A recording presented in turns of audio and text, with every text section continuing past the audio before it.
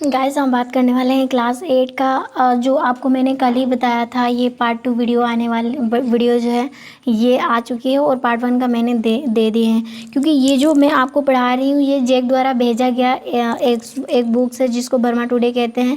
उसी से मैं आपको स्टडी मतलब कि समझा दे रही हूँ। अगर आपको PDF चाहिए इन सारे क्वेश्चंस का तो टेलीग्राम ग्रुप जरूर जुड़िएगा, मैं इसके डिस्क्रिप्शन में लिंक दे दूँगी, वहाँ से आप PDF ले सकते हो। ओके, ऑल सब्जेक्ट का जितना मैं बताते चलूँगी उतना सब्जेक्ट का आपको PDF वहाँ पे मिल जाएगा। तो वीडियो को देखना जरूर है, शेयर भी करना है एंड दोस्तों को बताना है, क्योंकि आपके एग्जाम जो है बहुत नज़दीक है। एंड खुशी की बात तो ये है कि जो जेक बोर्ड ने अभी जो बुक्स भेजा है, मैं उसका बुक्स का सारे आपको जो है दिखा दूंगी, बट वहाँ पे आपको सिलेबस जो है ना बहुत ज़्यादा घटा दिया है। यानी कि मैथ से आपको 4 चैप्टर पढ़ने हैं बस, जो मैं आपको बताऊंगी। जो 25 जून को जो आने वाला है, बहुत ही ज़्यादा इंपॉर्टेंट क्वेश्चन है, उसको करना है, क्योंकि मैं आज शाम से ही वो क्वेश्चन प्रोवाइड कराने शुरू कर दूंगी। ठीक है, सो ये आपके लिए बहुत ही ज़्यादा इंपॉर्टेंट है। एंड आपको यहाँ पर सब्जेक्ट वाइज हर चैप्टर का आपको मिलेगा। ठीक है, जो आपके डायरेक्ट एग्जाम में पूछा जाता है, और वो चैप्टर बहुत मतलब कि वो बुक्स जो आया है जेक ने भेजा है वो बहुत ही ज़्यादा इंपॉर्टेंट है। और आपको अगर आपने नहीं लिया है, अब मैं लेने के लिए सजेस्ट नहीं करूँगी, लेकिन आप PDF को लेने के लिए टेलीग्राम ग्रुप को ज़रूर जोड़ना होगा। ओके, जो करेंगे वो आज हम करेंगे चैप्टर कल हमने आपको दिया था हिंदी में चैप्टर 1 यानी कि अमरूद का पेड़, और एक जो है राम को मतलब भरत को राम का संदेश, ये जो कविता है वहाँ से भी आपको दिया गया था। और आज जो पार्ट 2 वीडियो है होने वाला है वो आपको 2 चैप्टर से देखने को मिलेगा। एक तो यहाँ पे आपको चैप्टर नंबर 12 जो बस की यात्रा है, और ये हरि शंकर परसाई द्वारा लिखी गई है। सो इस कहानी को तो आपने पढ़े होंगे। जो यहाँ पे आपको गद्यांश के साथ भी समझाया जाएगा, जो किस तरह से गद्यांश आपको पूछा जा सकता है। ऑल क्वेश्चंस यहाँ पे आपको जो है सिलेक्टेड जो है दिया जा रहा है, ये आपके एग्जाम में डायरेक्ट जो है देखने को मिलेगा। अगर आप मेरे चैनल से या मेरे वीडियो से अगर आप पढ़ने शुरू कर दिए, स्टडी करने शुरू कर दिए, तो मैं आपको कंफर्म करती हूँ कि आप कभी भी फेल नहीं करोगे, बहुत अच्छे मार्क्स से पास आउट हो जाएंगे। तो अगर आप चैनल पर नए हो तो चैनल को सब्सक्राइब जरूर कर लेना। लेकिन ठीक है, तो चलिए यहाँ पर देखो कि भारत की रफ्तार अब 10-15 मील हो गई। सॉरी, भारत नहीं, बस की रफ्तार, जो खटारा बस था वो अब उसकी रफ्तार जो वो कितना हो गया, 10-15 मील हो गई थी। मुझे उसके किसी हिस्से पर भरोसा नहीं हो रहा था। ये लेखक की खुद की कही हुई बात है। ब्रेक फेल हो सकता था, स्टीयरिंग टूट सकती थी, प्रकृति के दृश्य बहुत लुभावने थे, दोनों तरफ हरे भरे पेड़ थे जिन पर पक्षी बैठे थे। मैं हर पेड़ को अपना दुश्मन मानता था, यानी समझ रहा था। आखिर वजह क्या है, जो हर मतलब इतना प्रकृति इतना सुंदर था, लुभावना था, लेकिन फिर भी वो दुश्मन मानते थे। क्यों?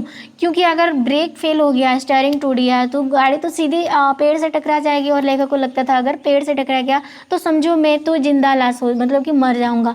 इसीलिए वो जो है मतलब पूरी बस पर जो 10-15 मील जो आ चुकी थी, उनको जरा भी बस पर कोई भरोसा नहीं था। जो भी पेड़ आता डर लगता कि कहीं इससे बस टकराएगी, और वह निकल जाता तो दूसरे पेड़ का भी इंतजार करता है। यानी कि ये कहानी बहुत मज़ेदार है, इंटरेस्टिंग भी है। अगर आपने नहीं पढ़े तो एग्जाम के बाद एक बार इसको रीडिंग मारिएगा। ठीक है, बहुत मज़ा है। आगे मैं बताऊंगी। यहाँ पर झील दिखती तो सोचता है कि इसमें मेरा बस जो है वो गोता लग जाएगी। गोता मतलब डूब जाएगी कहीं गिर के, ऐसा लेखक को लगने लगा था। ठीक है, इतना खतरनाक बस जो था ना, पूछो मत। सो यहाँ पे क्वेश्चन जो है यहाँ पे पूछा गया, लेखक को बस पर भरोसा क्यों नहीं हो रहा था। पहली बात मतलब कि ये बात हम जान चुके हैं, क्योंकि खटारा जो है बस, क्योंकि आपने कहानी पढ़ी है तो आपको आंसर करने की कोई ज़रूरत नहीं है। आप कहानी इसके मैं नहीं चाहती हूँ कि आप इसको रट के जाओ, मैं आपको ये चाहती हूँ कि आप समझ लो, और समझने के बाद अगर आपको आंसर नहीं याद आता है तो कुछ तो आप समझे होंगे, उसके आधार पर अगर आप लिखते हो तो स्टेप मार्किंग आपको मिल जाएगा। अगर आप ब्लैंक्स छोड़ते हो तो एक भी मार्क्स वहाँ से नहीं मिलेगा। सो ब्लैंक्स कभी भी छोड़ा मत कीजिए। ओके, तो यहाँ पर होगा, बस में बैठने के बाद लेखक को यह मालूम होता है कि यह बस जो है बैठना खतरे से खाली नहीं है, इसीलिए बस पर भरोसा ना रहा। इसे लगने लगा कि अब बस कभी भी ब्रेक टूट सकती है, स्टीयरिंग टूट सकती है, ब्रेक फेल हो सकती है, कहीं भी कुछ भी हो सकता है। इसीलिए लेखक को जो है उस बस पर भरोसा नहीं हो रहा था। बस यही सिंपली रीज़न, आप अपनी तरह से भी लिख सकते हो। आगे लेखक को हर पर दुश्मन क्यों लगने लगी। पहली रीज़न तो ये है कि बस खराब है। जैसे ही सामने कोई पेड़ बस की ओर आता तो वह उसे अपना दुश्मन समझता है। ऐसा लगता है कि बस कहीं पेड़ से टकरा ना जाए, नहीं तो हम सब मारे जाएंगे। बस यही डर उनको सता रहा था। ठीक है। आगे है जो हमें यहाँ से प्रश्न उत्तर देने होंगे, ठीक है। सो यहाँ पे क्वेश्चंस हमें क्या दिया है, क्वेश्चंस दिया है लेखक ने उस कंपनी के हिस्सेदार की तरफ श्रद्धाभाव से क्यों देखा। तो मेन रीजन तो ये है, पुलिया के ऊपर बस जो है, बस का टायर बिल्कुल पंक्चर हो चुका था, ठीक है, यानी कि फिक्स करके हवा जो है निकल चुका था, जिससे बस जोर से हिलकर रुक गई। एक तो खटारा था, अगर यह बस तेज गति से चल रही होती तो आवश्यक क्या होता, नदी में उछलकर गिर जाते, नली में। और ऐसे में लेखक ने कंपनी के हिस्सेदार की ओर श्रद्धाभाव से देखा। रीजन क्या था, रीजन यही था कि यह श्रद्धा इसीलिए जगी क्योंकि हिस्सेदार केवल अपनी स्वार्थ हेतु मतलब कि लाचार था, उनको सिर्फ पैसे कमाना है और जनता की यानी कि जो पैसेंजर है उनको उनकी चिंता करने की कोई ज़रूरत है नहीं है, इसीलिए लेखक उनको श्रद्धाभाव से उनकी ओर देख रहे थे। वह जानता था कि बस के टायर खराब है, कभी भी लोगों की जान खतरे में पड़ सकती है, फिर भी निरंतर बस को सड़क पर दौड़ा रहा है। बस यही है कि यात्रियों की चिंता किए बिना वो धन को क्या कर रहा है, बटोरने लग गया था, बटोरने पर लग गया था, यानी कि कमाने पर लग गया था। वो बस का कंडीशन को देख नहीं रहा था, बस इसीलिए उन्होंने इसके मतलब लेखक की हिस्से मतलब कि बस के हिस्सेदार की तरफ श्रद्धाभाव से लेखक ने देखा। आगे है लेखक को ऐसा क्यों लगा कि सारी बस ही इंजन है और वह इंजन के भीतर बैठा है। आखिर जैसे हम कोई भी मशीन को चलाते हैं तो बहुत ज़्यादा कांपने लगता है, इंजन को चलाते हैं। सो लेखक जो जिस बस पर चढ़ी थी यानी खटेरा बस पर चढ़ी थी, वो इंजन तो क्या पूरा बस ही हिल रहा था। तो लेखक को तभी अनुभव हुआ कि जो है ना ये बस नहीं है बल्कि मैं इंजन के भीतर बैठा हूँ। यानी कि आप ऐसे भी लिख सकते हो, नहीं तो आंसर्स को चेक करते हैं। असल में बस इतनी हिलती कांपती थी जैसे मानो इंजन स्टार्ट करने के बाद बेहद कंपन करता है, उसी प्रकार बस भी कांपती थी। इसीलिए लेखक को लगा कि सारी बस इंजन हो गई है और वह बस में ना बैठकर वह इंजन के भीतर बैठ गया। बस यही रीज़न है। ओके, और नेक्स्ट क्वेश्चन करते हैं। मतलब कि एक टाइम तो बहुत अजीब लग रहा था, लेकिन फिर बाद में जब लेखक ने वहाँ से उतरा होगा तभी उनको जब अपने बच्चा को कहानी सुनाते होंगे या हमें सुनाते होंगे तो मज़ा आता है ना, आपको भी आ रहा होगा। ठीक है, आगे जैसे थर्ड नंबर क्वेश्चन से यहाँ पर दिया है, लेखक को लोगों ने शाम वाली बस से सफ़र ना करने की सलाह क्यों दी, क्योंकि लोगों को मालूम था बस खटेरा है, कभी भी कुछ भी हो सकता है, इसीलिए लेखक को मना किया गया था। तो लेखक को लोगों ने शाम वाली बस से सफ़र ना करने की सलाह इसीलिए दी थी क्योंकि क्या रीज़न है, लोगों को बस की सच्चाई का पता था, अर्थात वे उसकी जर्जर दुर्दशा मतलब कि जर्जर दशा से परिचित थे। बस कब कहाँ खराब हो जाए कुछ कहना मुश्किल था। बस यात्री को गंतव्य तक ठीक से पहुंचा ही देगा यह कहना भी मुश्किल है, मतलब कि जहां उनको पहुंचना है वहां तक बस पहुंचा देगा या नहीं इसका कहना भी मुश्किल है, इसीलिए लोगों ने उनको मना किया था। 4 नंबर क्वेश्चन है, लेखक को तब हैरानी क्यों हुई जब कंपनी के हिस्सेदार ने बताया कि बस अभी भी अपने आप चलेगी, यानी कि क्यों अभी अपने आप चलेगी, लेखक को क्यों लगा, क्यों आश्चर्य हुआ। तो पहली बात तो ये है कि लेखक के अनुसार बस इतनी पुरानी थी कि धक्का मारने के बाद ही चल सकती थी। जब कंपनी के हिस्सेदार ने कहा बस अपने आप चलती है, आप अभी देख लें, तब लेखक को बहुत ही ज़्यादा आश्चर्य हुआ था। बस यही रीज़न है। आगे था 5 नंबर क्वेश्चन से, इसमें बोला लेखक हर पेड़ को अपना दुश्मन क्यों समझ रहा था। पहली रीज़न मैंने तो बताया आपको पैसेज में भी और यहाँ पर भी मैं बता रहा हूँ, क्योंकि जर्जर बस होने के कारण लेखक को लगता था कि कहीं बस की स्टीयरिंग टूट सकती है, ब्रेक फेल हो सकती है और वो पेड़ से टकरा जाएगा, जिससे हम पेड़ पर टकरा जाएंगे, मेरा मौत या मेरे जितने भी पैसेंजर हैं इस बस में सारी की मौत जो है वो निश्चित है। इसीलिए सड़क के किनारे खड़े पेड़ उसे दुश्मन समझने लगे थे। बस यही तो रीज़न आप लिख सकते हो। आगे जैसे यहाँ पर 6 नंबर क्वेश्चन वाला सभी ने आज्ञा का उपयोग व्यंग्यकार ने किस रूप में किया, लिखिए। सो आंसर हो जाएगा यहाँ पर सभी ने आज्ञा का उपयोग व्यंग्यकार लेखक ने बस की जीर्ण दशा तथा उसके किसी प्रकार के चलते जाने के संदर्भ में किया है।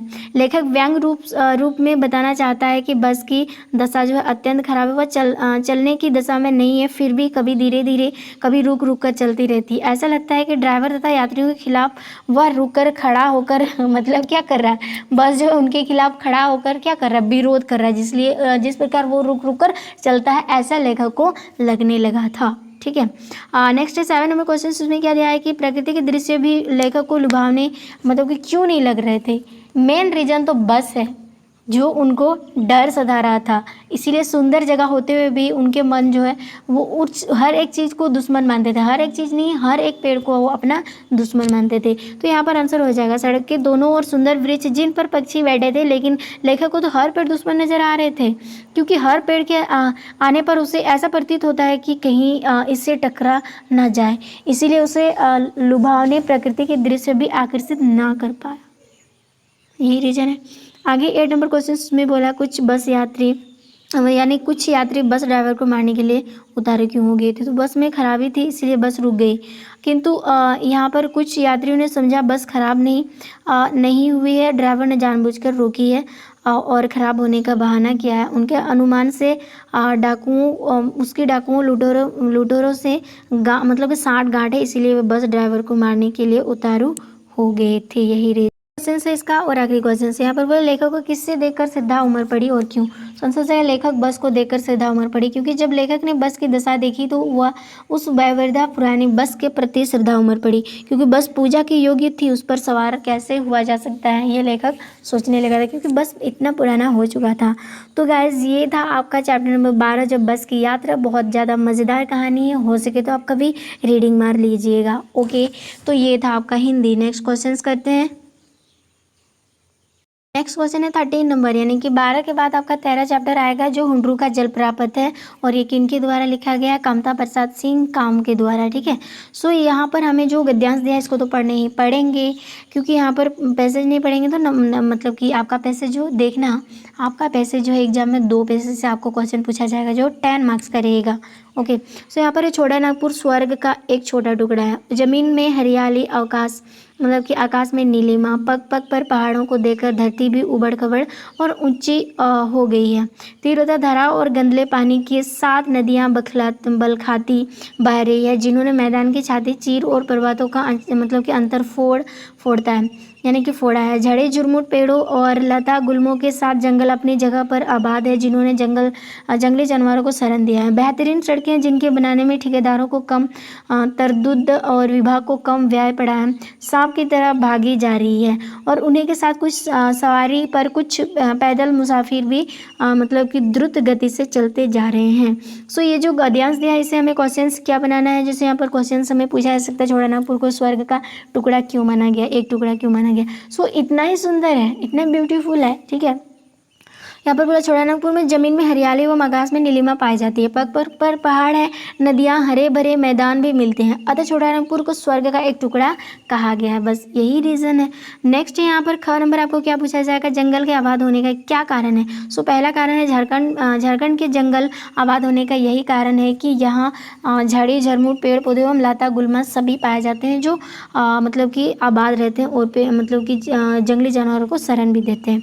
आगे यहाँ पर हमें प्रश्न को आंसर देने होंगे। तो यहाँ पर बोला छोटा नागपुर स्वर्ग का एक टुकड़ा है, कैसे मानेंगे। तो आंसर हो जाएगा लेखक ने छोटा नागपुर जो वर्तमान में झारखंड में है की तुलना जो स्वर्ग से करते हुए कहा है कि छोटा नागपुर स्वर्ग का एक टुकड़ा ही है। वास्तव में ईश्वर ने झारखंड को प्रकृति रूप से अत्यंत सौंदर्यशाली एवं समृद्धि बनाया है।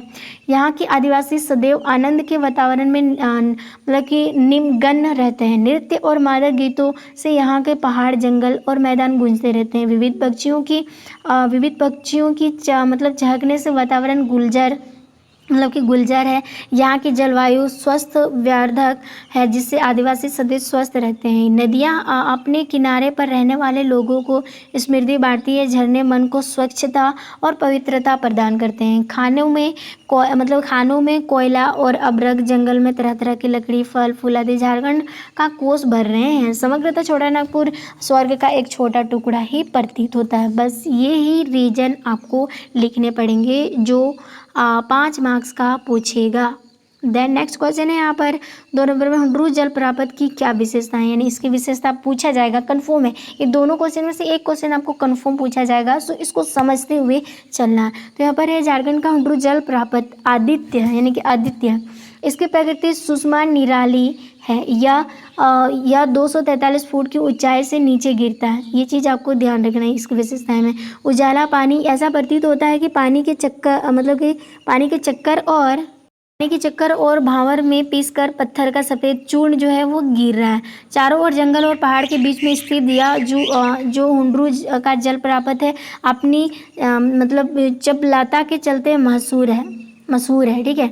आगे हुंड्रू का पानी कहीं सांप की तरह चक्कर काटता है तो कहीं हिरन की तरह छलांग भरता है और कहीं बाघ की तरह गरजता हुआ नीचे गिरता है। सारा पानी एक जगह सिमटकर जहाँ नीचे गिरता है उस जगह इसका रूप बहुत विशाल और भयंकर हो गया है।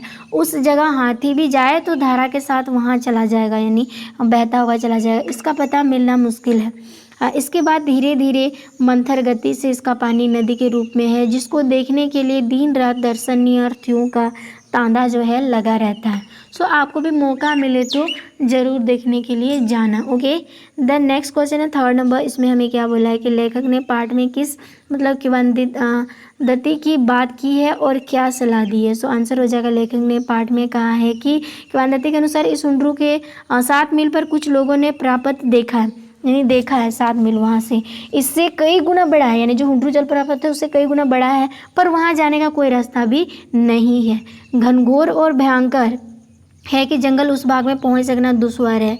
लेखक ने सलाह दी कि अगर यह बात सही है तो जंगल विभाग को उसकी ठीक से पता लगाकर वहां के मार्ग का निर्माण करा देना चाहिए, जिससे वहाँ जो मतलब जिससे वह प्रपात भी जनता के सामने आ सके। यह लेखक जो है अपने बात को रखना चाहते हैं। देन 4 नंबर क्वेश्चन से, एक और पृथ्वी अपने कोष की मतलब उगल रही है, वही तो वह कोयला बनकर लोगों के घरों में सोना ला रहा है। भाव स्पष्ट करें, यानी ये क्या होना चाहिए इस पंक्ति का भाव। संसद इस पंक्ति के माध्यम से लेखक कहना चाहता है कि झारखंड की धरती खनिज संसाधनों में समृद्ध है। लोहा, बॉक्साइट, अभ्रक, तांबा, चूना, पत्थर आदि से तो झारखंड का खजाना भर ही रहा है। साथ ही साथ कोयले की यह इतनी प्रचुरता है कि उसके माध्यम से लोग भी सुखी संपन्न जो है हो रहे हैं। बस यही इस पंक्ति का अर्थ होगा। नेक्स्ट है 5 नंबर क्वेश्चन। इसमें हमें क्या बोला, छाटानुपुर के बारे में आप क्या जानते हैं, झारखंड से क्या इसका संबंध है। सो इसके बारे में क्या जानते हैं, क्या संबंध है, दोनों लिखेंगे। सो आंसर हो जाएगा, झारखंड एक पठारी क्षेत्र में है, यानी छोटानागपुर का जो झारखंड में जो है वो एक पठारी क्षेत्र में है, जो संथाल परगना के क्षेत्र में स्थित है। यह जैव विविधता से समृद्ध है। यहाँ पेड़ पौधे और जीव जंतुओं की कई विविधताएं मिलते हैं। यह क्षेत्र खनिजों से भी समृद्ध है। यहाँ कोयला, अभ्रक तथा अन्य खनिजों बड़ी मात्रा में उपलब्ध है। और झारखंड जो छोटानागपुर पठार में ही स्थित है और यही इनके बीच के संबंध है। नेक्स्ट है यहाँ पर 6 नंबर क्वेश्चन में बोला, इस छोटानागपुर में कई दर्शनीय झरने में यहाँ लेखक आते हैं। झरने में है यहाँ लेखक किन झरनों की बात कर रही है। सो आंसर हो जाएगा यहाँ पर और भी है दर्शनीय के लिए झरने। सो वो कौन कौन सा है, एक है लेखक क्या कहते हैं, जैसे जोनहा जलप्रपात, दसम जलप्रपात, हिरनी जलप्रपात, सीता जलप्रपात तथा अन्य जलप्रपातों की बात भी कर रहे हैं। ये आपका पार्ट टू जो है वीडियो, ये आपके 2 चैप्टर को कवर किया गया और पहले 2 चैप्टर ऑलरेडी कवर हो चुकी है। अगर आप नहीं देखें तो प्लीज़ उन्हें देखिए। और मॉडल सेट की बात करें तो प्लेलिस्ट जरूर चेक कीजिएगा। आपके एग्जाम से रिलेटेड चैप्टर वाइज जो रेडियो सिलेबस है सारे क्वेश्चंस आपको बता दिया गया है। सो एक बार जरूर चेक कर लेंगे प्ले स्टोर को। ओके। और आप चैनल पर नए हो तो चैनल को जरूर सब्सक्राइब करें इंपॉर्टेंट क्वेश्चंस पाने के लिए।